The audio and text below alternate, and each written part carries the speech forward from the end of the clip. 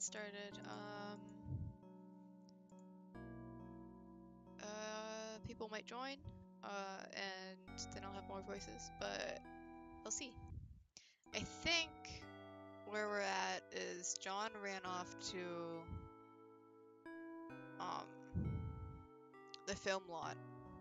I think we just picked apart what happened in the SS5? SS5? Yeah, SS5 instant. So, yeah. Oh, and he just found out that Muscle Man was his dad or something.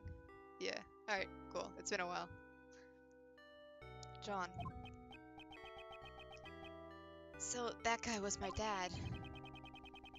He found out about his own birth so suddenly. And furthermore, his newfound father is no longer in this world. I'd always been searching for my dad. John. I get it, alright? He's the president. I know it's a complicated situation, but we even met face to face during the filming. So then, why? Huh? Why didn't he tell me who he really was? I'm sorry, John. Mom, you don't need to apologize. No matter how you look at it, it's all my fault.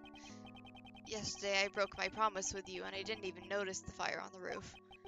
So I destroyed everything. I crushed it all. My dad and those flowers that my mom carefully grew. John, please, for now, just don't think about anything. Just don't think about anything at all. Stop. Just stay like this for a little while. Just for a little while, okay? Meanwhile, the bond between a parent and a child. That's the meaning behind lion lilies. I know it's not my style, but that flower is from Zhangpa. However, we have no means of protecting that bond. Agent Lang, allow me to say this. This case won't be easily solved by sentimentality alone. Therefore, shouldn't we do all that we can to solve it? Wait, let me move my Discord over to my other screen.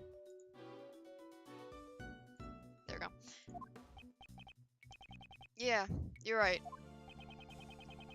The recreation of the past has finished. Were your father's deductions correct? My old man took his deductions to the grave. He never told anyone about them. So, who knows if they were right or not. In that case, what about your own deductions? I'd like to hear what you think happened based on the recreation. In order for us to get closer to the truth of 12 years ago. Yeah, I was thinking it's about time. I can see it now. My old man's back, real close. I'll catch up to him for sure. To the truth that my old man uncovered. Alright, are you... I'm betting 50 bucks that it's gonna be absolute bullshit. There's no mistake that the president went to the orphanage.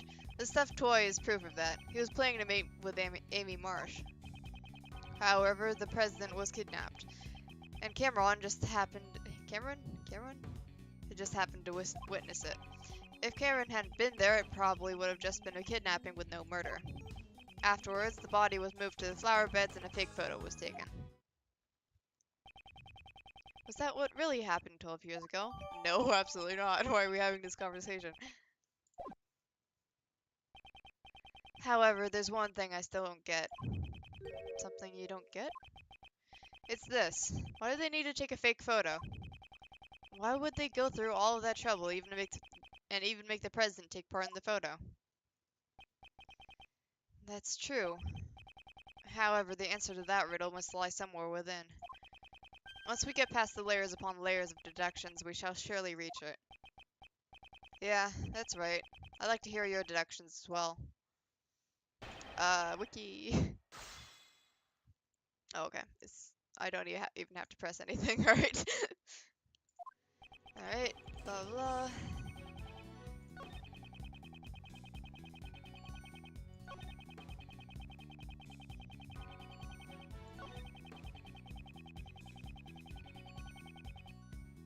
Yeah, oh yeah, because the bloodstain wasn't his, right? Which is odd. Oh, there There it is. Yeah, so whose blood was it? If the eyewitness, Karen, had not been there, no murder would have taken place. Is that really the case? The criminal's goal was only to kidnap the president. If there was no witnesses, there would have been no need to commit murder, right? And what if Cameron wasn't the only one who was murdered? There was a large blood stain near the flower beds. However, Cameron was murdered near the snowman. Ergo, this blood stain could not have belonged to Cameron. Someone else's blood was spilled, and quite a vast amount at that. Yeah, did they never test it or something? I feel like that's kind of stupid. Hey, Mr. Prosecutor, do you have any idea what you're saying? I do. It's hard to believe, however, that... that is what... I do. It's hard to believe, however, that is what the evidence indicates. On that night, 12 years ago, there were 2 murders. Are you saying that the other murderer was covered up? Who the heck could have been killed? Someone. A murder that was cleverly concealed. All traces of it were erased, and the incident itself was completely deleted from the case files. However, there's one thing. One piece of evidence that still remains intact after 12 years. Whoa. Oh, the drawing. Yeah, okay. Ah.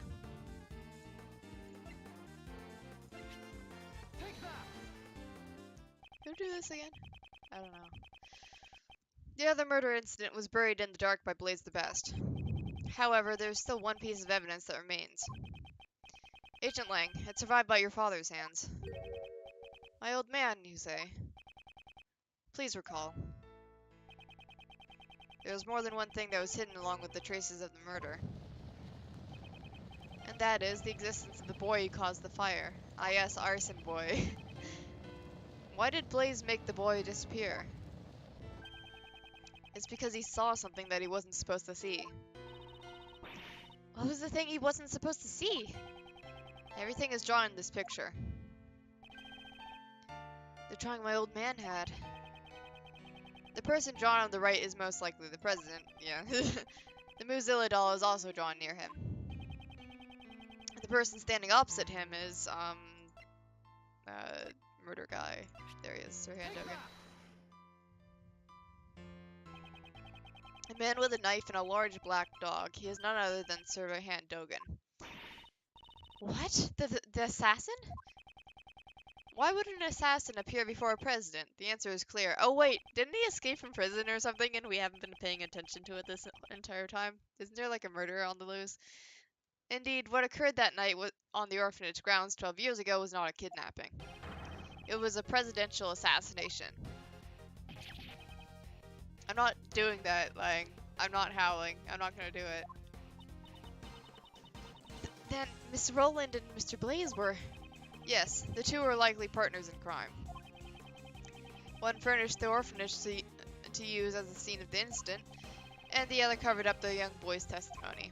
It's likely that Mr. Cameron was murdered because he witnessed the assassination itself. After all, the kidnapping never actually happened.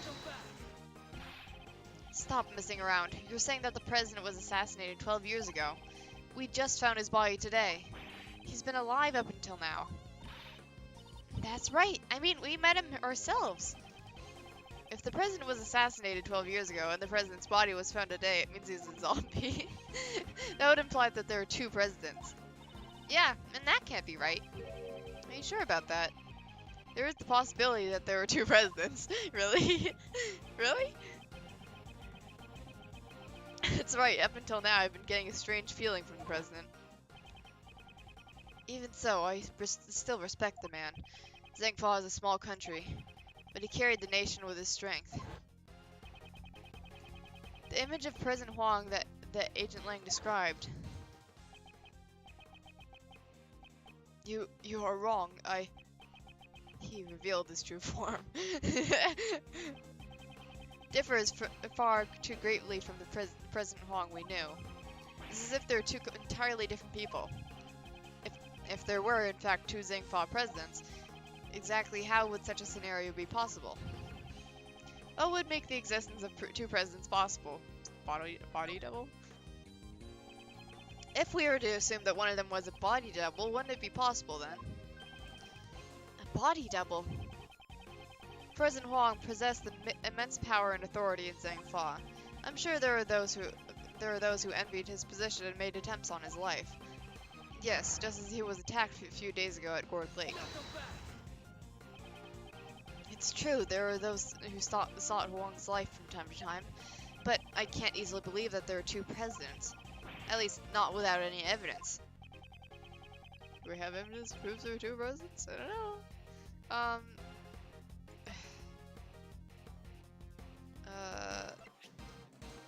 not AI-7.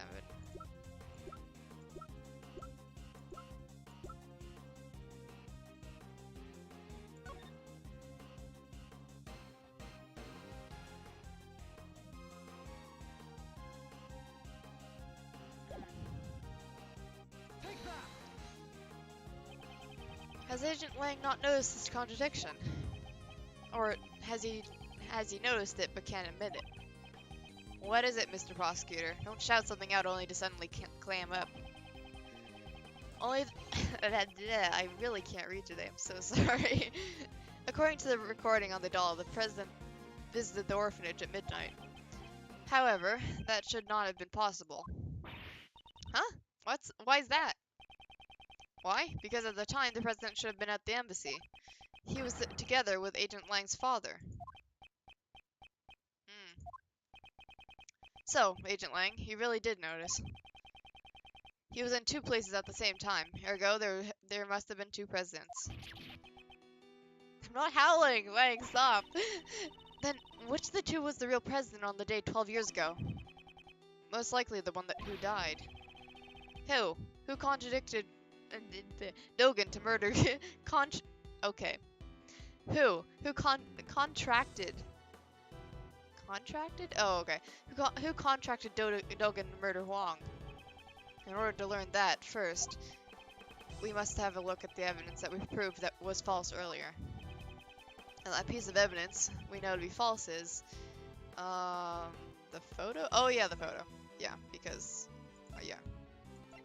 It was made up. The photo taken with Cameron's camera, god damn it, was taken after he was murdered. And he was murdered because he witnessed the presidential assassination. In other words, this photo must have been taken following the assassination. Given that, who is the president pictured in the fake photo? We must consider him to be the body double. In other words, the body double had the real president murdered and then took his place. Patricia, Roland, and Blaze must have cooperated in that plan. Hold it! Huang's body was never found. This where could it have disappeared to? I don't know, if someone threw it in a river or something? The answer to that is already quite apparent. This is where the real president's body was. Oh, was it, where they were digging? Yeah. Last night, there was something Blaze had to unearth with his own two hands. That item was not the ransom. It was something far more important. So Blaze unburied the real president's body. The possibility is quite high. What'd you say? The bones from the body buried 12 years ago would have still remained. According to Mr. Powers, construction was to begin soon at this lot. That was the deadline, both for the movie and for the retrieval of the body. Because they would have found the body when they started the construction. Agent Lang, let us search the footprints that Blaze dug up. Yeah. If the body was buried there, there'd be traces of it. Hey, someone called forensics. You're making forensics dig up the body? Alright.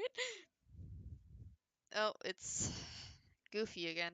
I have the results of the search. We found traces of the dirt that suggest the body was buried there. Whoa. So it was Huang after all. We also recovered the skeletal remains that Blaze the Best dug up. They were in his home. In addition to the bone structure, the dental records and the bone fractures all match up. We can confirm that it was indeed President Huang. Great. So real President Huang was indeed killed 12 years ago. The SS5 incident was a murder. Ooh.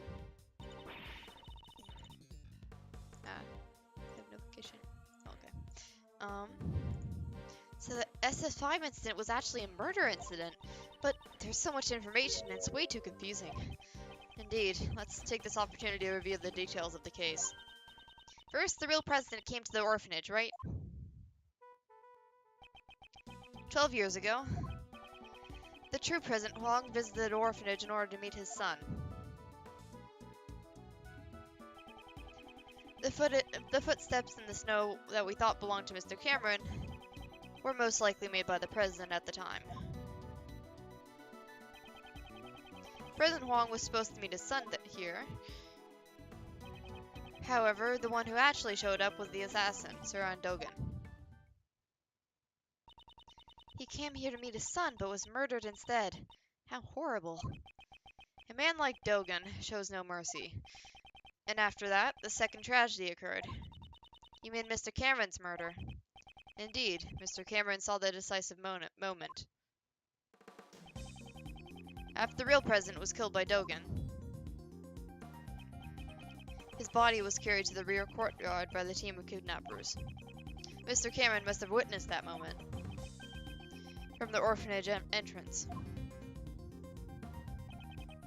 Although he himself believed that he actually witnessed the kidnapping. Furthermore, by this time, the body double who had come to meet up with Blaze and Miss Rowland was already standing behind Mr. Cameron.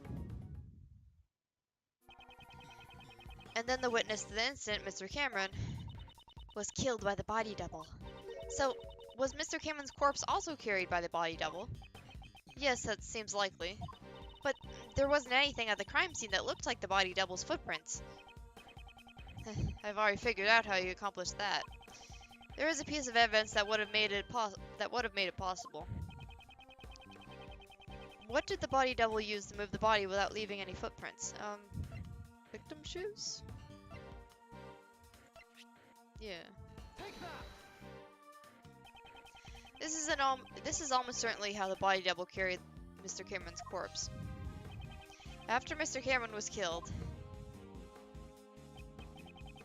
the president's body double carried him into the middle of the garden. I suspect the body double was wearing the same shoes as the real president at the time. If he made sure to step precisely on top of the footprints left by the real president. Since the shoes were the same, there would only be one set of footprints left behind the snow. You'd have to be really exact with that, man. I think I've got a pretty good grasp on the SS5 incident now. But there's still one thing I don't get. What's that? Why did they need to stage the abduction? Because Mr. Cameron witnessed the incident. He saw the president at the orphanage. He's left behind witness testimony on Miss Crane's answering machine. Even Blaze can make that disappear. Ergo, the body double needed a reason for the president to have been at the orphanage. And that's why they prepared the fake kidnapping charade.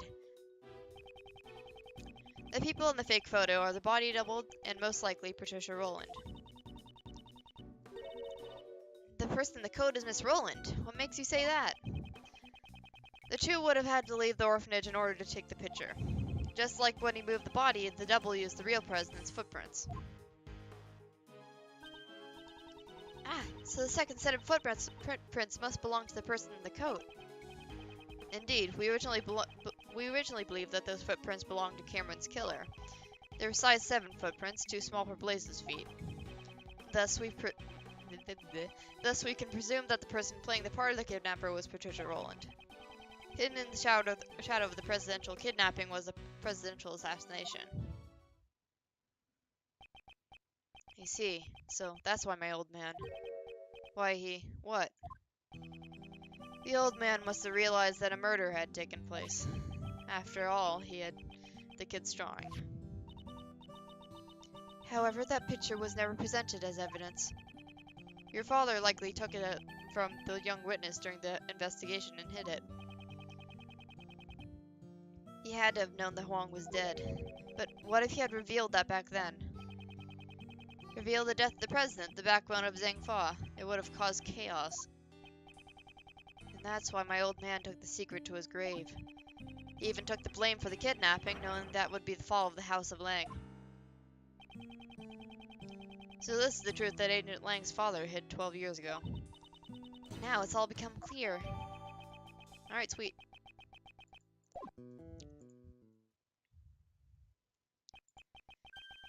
Is that really the case, I wonder?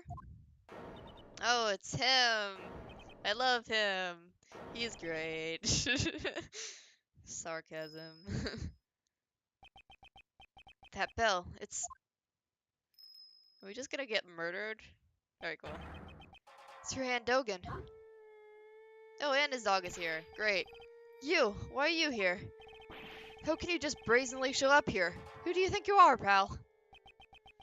I found the conversation most intriguing, and I just... Well... Are you feeling nostalgic about an old murder of yours? You're the one who killed Huang. Nostalgia? I think not. You're speaking about the person I am searching for. You're searching for someone? I escaped from prison in order to meet with a young acolyte. The one who wore the red raincoat. The red raincoat? Who is this person? I suspect that it's the same person as the mastermind you were searching for.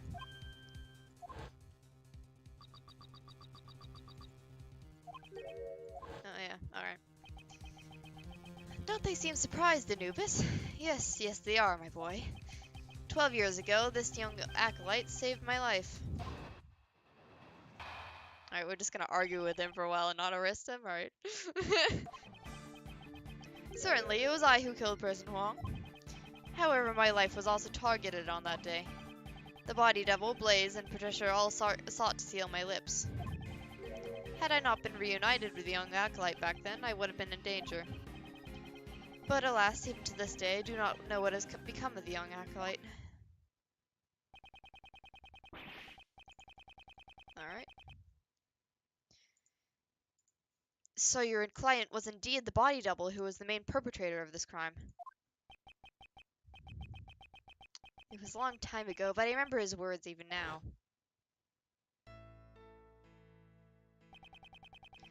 There have been countless attempts in my life, not just once or twice, countless. And yet, why must I be the only one to face the danger? When I stand before the people, I garner the same respect as the president does. Tell me, just what is the difference between him and me? The difference was great. While the voice and the style of speech may have been the same, one can mimic the body, but the heart cannot be reproduced. I suppose his own weakness cost him in his quest to become a leader. Now that Rook's gone, I'm in charge. I'm not sure if you're as capable as Rook was. What are you saying? I'm totally the leader now. Perhaps the king and his knight were not so different after all. The double believed that the president's only weakness was a woman named Amy. To find the woman, he needed the assistance of someone from this country. So, he joined forces with Blaze. After determining her whereabouts, he simply waited for the right opportunity. That chance came with the meeting at the orphanage. Indeed, the director of the orphanage was bribed and brought in as an accomplice. He must be referring to Patricia Rowland. Well, given what I've told you, do you realize what the whereabouts of the young acolyte now? You mean the boy who saved you, but how do you know that he was the mastermind? That day, the young one caused the fire at the garden of the orphanage. Ah, you're talking about the kid who started the fire as a prank. A prank? Not at all. On that night 12 years ago, the young acolyte was hiding inside the igloo. It seems we witnessed Patricia and Blaze moving the body from his hiding place. Apparently, he heard them talking during that time. It It would seem that they were planning to kill me because I knew the truth. He immediately came to the main hall to tell me that. I learned this about the young acolyte some time later. It seems he was wearing a red raincoat at the time. He led me out of the main hall. And then, the young acolyte said he was going to get rid of our footprints. So he scattered some lamp oil near the igloo over the snow. Then he boldly set the oil ablaze. No way! So he set the fire in order to... All their focus was diverted towards the burning flames. I took the opportunity to escape through the rear exit.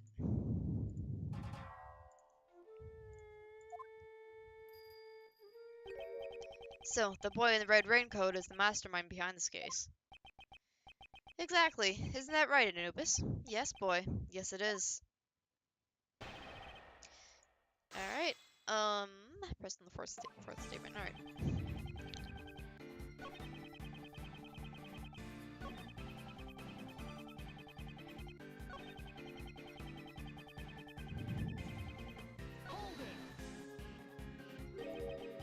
Reunited. So, when did you first meet with him? That would be 18 years ago, on the 12th of December. 24th. Alright. That's a rather long time ago.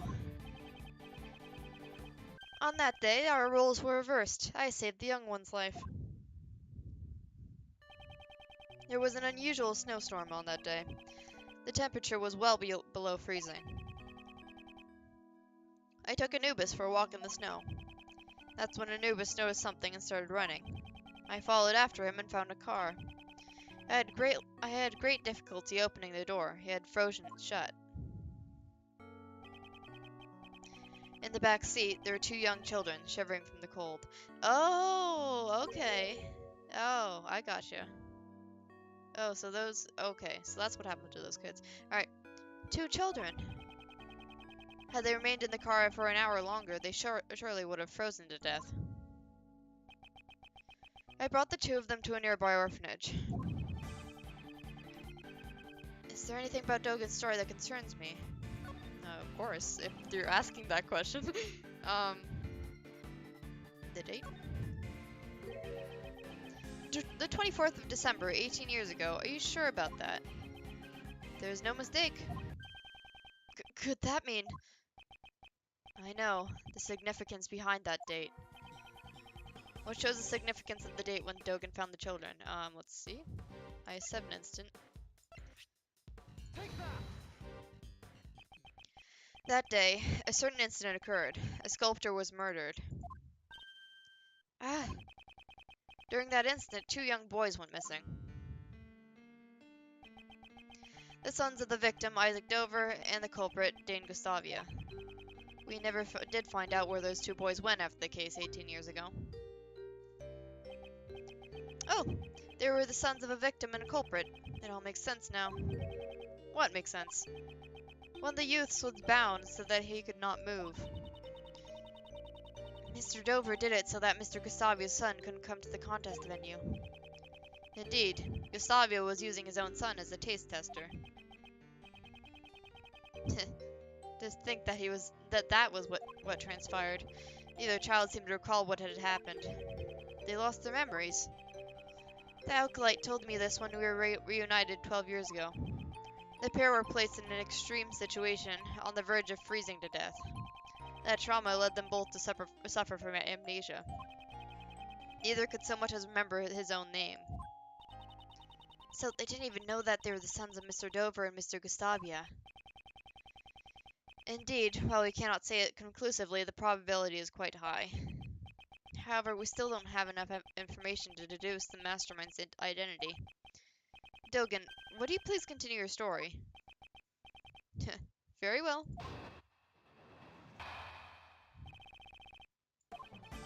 I continued my correspondence with the young acolyte even after entering the prison. Recently, that has all come to an abrupt halt, however, and left me quite concerned. Furthermore, those involved with the crime 12 years ago were all drawn to incidents one by one. I grew more and more curious, and so I absconded briefly from the prison.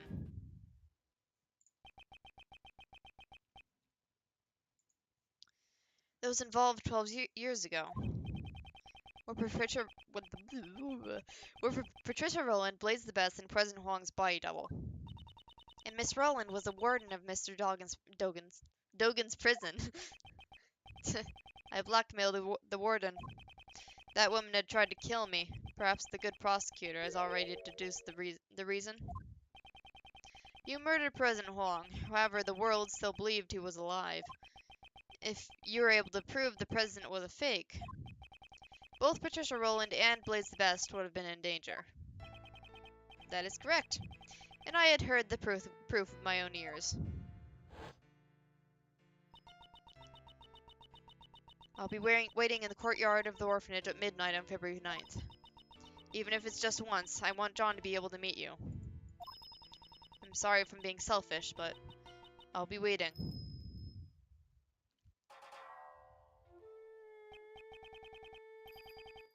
Who might you be? My apologies, but I'm presently waiting for someone. I'm well aware of that, President Huang. Are you not meeting with your son? However, I do not spill blood needlessly. You may relax. I seek only the president's life. It can't be. Please wait. I'm just about to meet my son for the first time. I'm sure this will be the first and the last time. Please, at least wait until we are finished. I thought the president would beg for his life, but he was of a different sort. Officially, the president had no son. However, he shook his head and said this illegitimate son was his, and he intended to recognize him publicly. Furthermore, he claimed that he had already made preparations toward that end. Would that son of his be the boy with horns over there by any chance? Boy with the horns? Wait, you can see John's horns? There's no need to see them. From the moment I escaped from prison until now, I've been closely lending an ear to your voices. He said that the president made preparations. He said that the president made preparations towards recognizing his son. But the word preparations alone would be insufficient for blackmail. That's it. There was one thing that could prove Huang's words. The will held by the House of Lang. It was also proof of his trust in us. His son's existence would have been revealed to the world. The name on that recording from the mention of preparations and the will in Zhangfa. Together, they suffice to make the warden bow to my words. With those three pieces of information, one could prove the identity of the double. By using John. The president blocked the first strike with my knife with something soft. As pieces of it fell atop the snow, I struck once more. This time, the blow proved fatal. So Dogan cut off the Mozilla doll's horn. None but I heard his final words.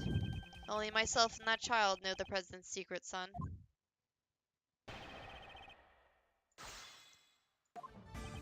Okay. Oh, wait, Knightley. In other words, you contacted him from prison.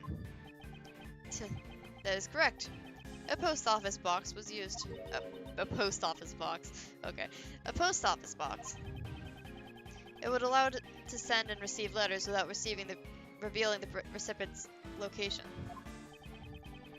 I could not use a form of correspondence that would reveal the acolyte's location.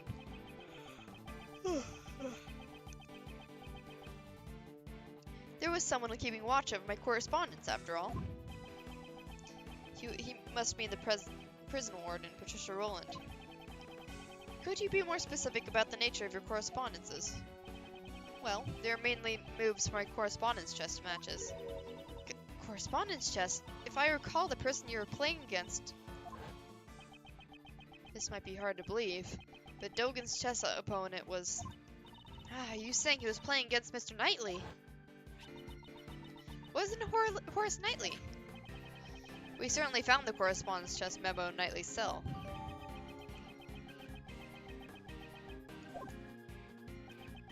Does that mean Knightley boy was the kid from the I-7 incident?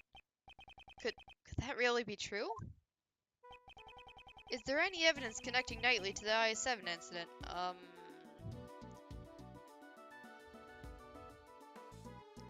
The ring? Yeah, the ring. Where is that? Where do we have that?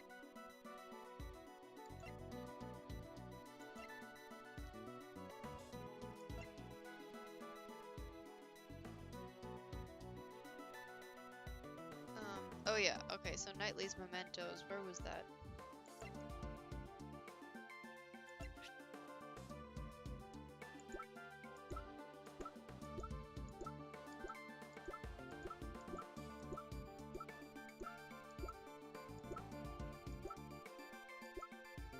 Okay, there we go. This was all that Knightley left behind. Could there be a clue hidden within? What should I investigate? The ring or the chessboard? This ring is... Mr. Edgeworth, what is it? Mr. Shields, please take a look at this ring. This pattern is... It's pure Hokey's. I thought so. He had Mr. Dover's seal turned into a ring. However, why would he have this? Shouldn't have been held by the police as evidence from the I-7 incident. After the incident, the seal was returned to the victim's next of kin. And Mr. Dover's only family was his son. But since no one knew where the son had gone to, it took a while to get to him. I had heard that the police had finally found him and delivered his inheritance, but... So the seal was thereby safely delivered to his son. And then he turned the seal into a ring and wore it on his person. Alright. So, Mr. Knightley was Mr. Dover's son. The police aren't fools. I'm sure they did a thorough check before handing over the seal. If someone involved in the IS-7 incident was his chess opponent... Knightley, huh? Then that man must be the mastermind behind this case. But Knightley is dead. He cannot be involved in this incident. How about that? The only one who could be the mastermind was himself a murder victim. But a dead guy can't be the culprit. So there's no way that's right. It certainly is strange. In that case, who is the culprit? Oh,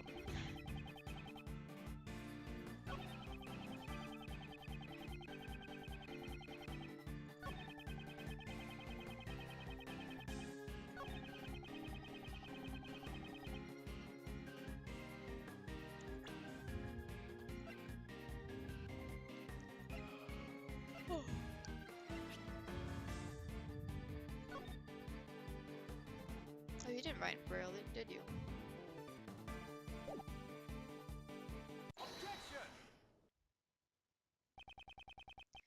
I'm certain you said you wrote your letters in Braille.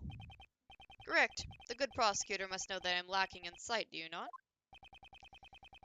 The correspondence chess letter we found has been typed out using a word processor. What? That cannot be. What do you mean? So, someone went out of their way to retype the letters on a computer. Could another person have acted as a middleman between Dogan and Knightley? What do you mean? Dogan wrote his letters in Braille. However, by the time it reached Knightley, it had been rewritten on a word processor. We must assume that some middleman rewrote the letters. And the reverse can also be said. That same somebody might have taken the letters Knightley wrote and re-delivered them to Dogan. Yes, that is indeed true.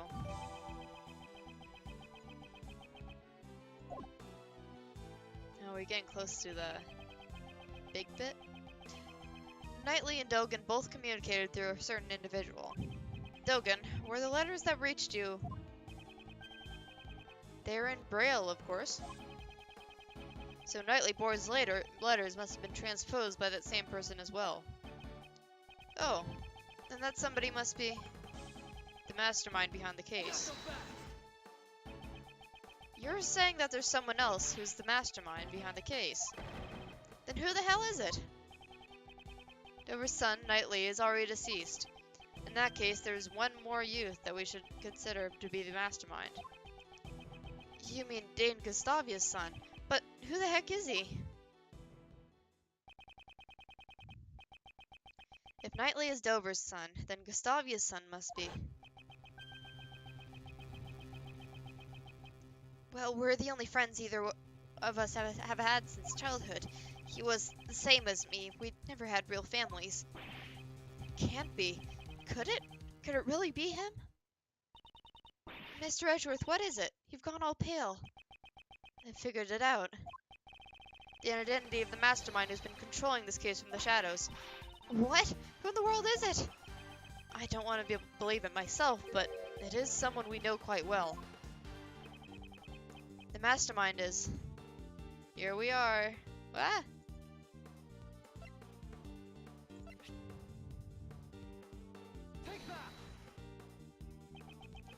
The mastermind behind this case sent a letter to Jill Crane which deceived Blaze. Furthermore, he kidnapped John and eavesdropped on us. However, of all his actions, the one I have not been able to get out of my mind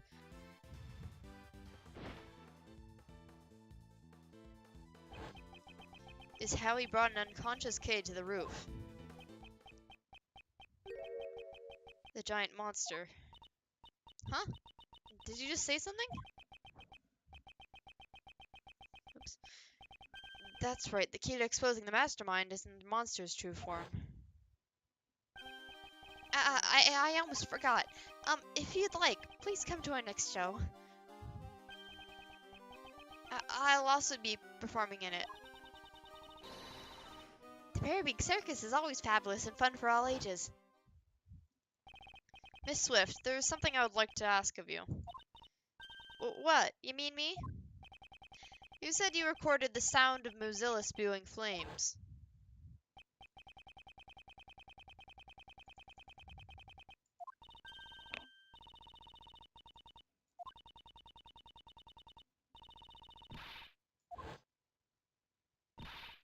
That's right. I ain't actually seen it with my own eyes, though. Could you let us listen to the tape? Sure thing. There we go.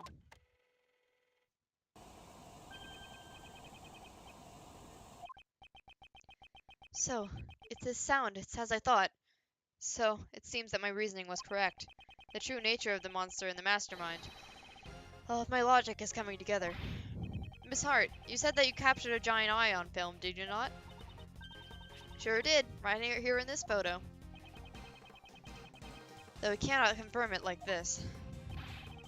Detective Gumshoe. Yes, sir. Lend us your film analysis device. Okay, but what do you want to analyze, sir? This photo, please. I'm on it. Is there a new clue in this photo? Zoom. This. Oh, yeah, there you go. This is... See, ain't that the Mozilla's eye right where I said it would be? I see. I finally grasped the true form of the giant monster that was being controlled by the mastermind.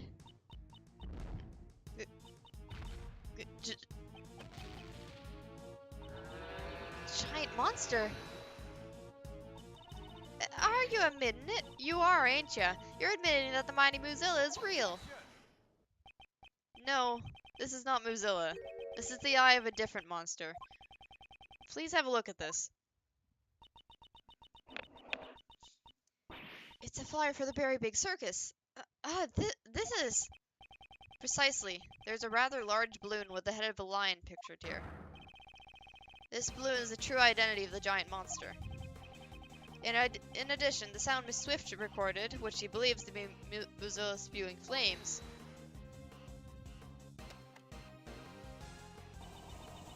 Mr. Prosecutor, don't tell me you're gonna say something that'll shatter my dreams of a scoop. Hot air balloons fly using burners to heat the air, right, sir? Precisely, Detective.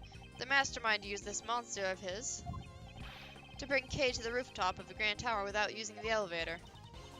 Wouldn't that mean that the mastermind is someone connected to the circus? He's a member of the circus, Knightley's friend, and Dame Gustavia's son. Who'd have thunk it? An apprentice beast tamer? He's no amateur.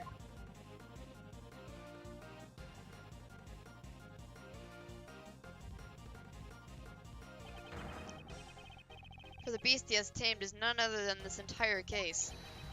Simon Keyes. He is the mastermind behind this entire incident. Mr. Keyes was really behind it all? No way. I don't believe it. I mean, we trusted him. How could it have all been a lie? That's just heartbreaking. Okay. What is it? Hey, you! Stop! Where do you think you're going? The boy with horns is rather perceptive. The good prosecutor has done a remarkable job. Now I've heard that. I have no further business here. What? Wait, Dogan! Oh. That? Ah! No! Damn it, where'd he vanish to? Mr. Edgeworth, are you okay? Yes, I'm fine. However, that guy... John? That Dogan guy, he's the one who killed my dad, right? There is no question more difficult to answer. However, there's no use in denying the truth. Yes, John, you are correct. He'll pay for this. I swear he's gonna pay. I'll make him pay myself. John, you mustn't finish that thought. Prosecutor Edgeworth, please pay us no mind. Sir, I put out an APD on Dogan. APB on Dogan. All available police units will be searching for him.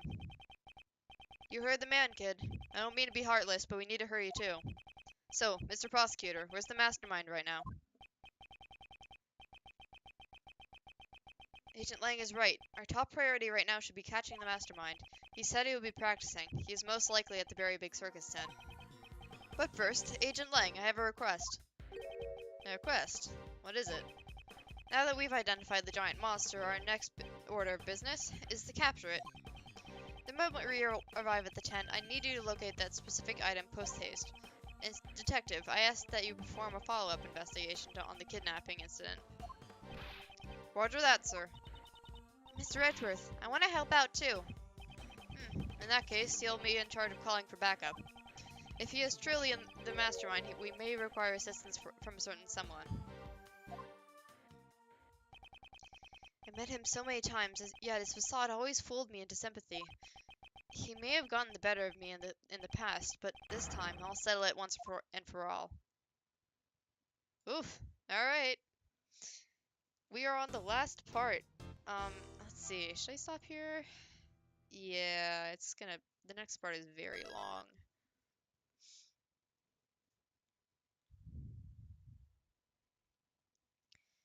Alright.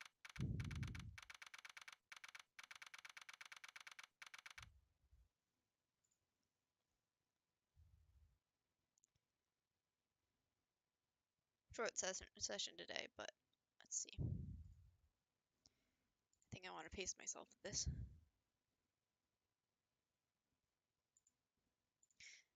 Alright. Cool. So I guess we're gonna tear him apart next time. I guess I'll see you there.